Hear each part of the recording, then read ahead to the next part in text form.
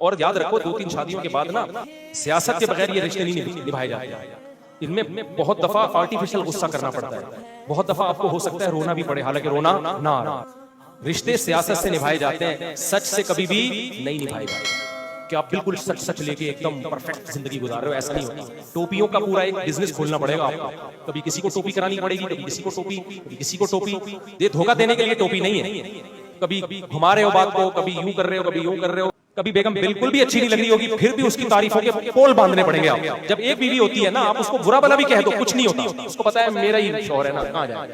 दो हो गई तो जो गेंडे की तरह है ना, और कहीं से भी हुस्न नहीं है, अंधेरे में नजर ही नहीं आती, इतनी ब्लैक और गेंडे की तरह मोटी। अल्लाह बचाए, ऐसे किसी का मजाक नहीं उड़ाना चाहिए। 6 आदमियों की जगह घेर के चलती है और अंधेरे में नजर ही नहीं आती, दांत से बू आती है। उसको भी आपको कहना पड़ेगा तेरी जैसी हसीना दुनिया में कोई नहीं। आपको खुद लगेगा कि ये मैं क्या कह रहा हूं, लेकिन इतने कॉन्फिडेंस के साथ आपको ये झूठ बोलना पड़ेगा कि वो समझे वाकई सच बोल रहे हैं। लोग अजीब पागल किस्म के लोग हैं, कहते हैं हम कभी झूठ नहीं बोलते। मैं तो जो दिल में वही मैंने तो बोल दिया अपनी वाइफ को, देखो तुम पसंद नहीं थी तो मैंने दूसरी शादी कर ली।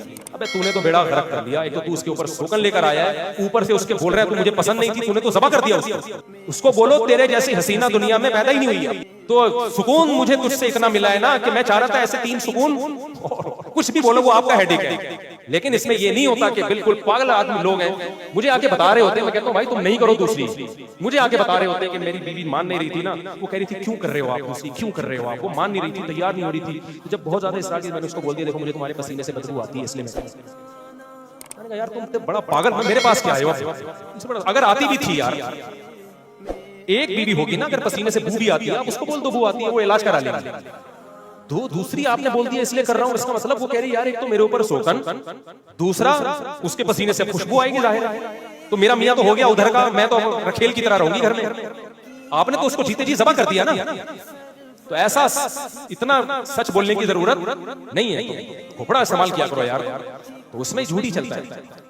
उसको भी टोकी, उधर भी टोकी, उधर भी टोकी। हसीना बराबरी तो सबके साथ करनी, हुकूक सबके हैं, लेकिन ऐसा नहीं होगा कि भाई वो आप उसको बोल रहे हो तुम्हारे पसीने से बगलें बड़ी लगती है तुम्हारी और तुम्हारी नाक मुझे बहुत लगती है।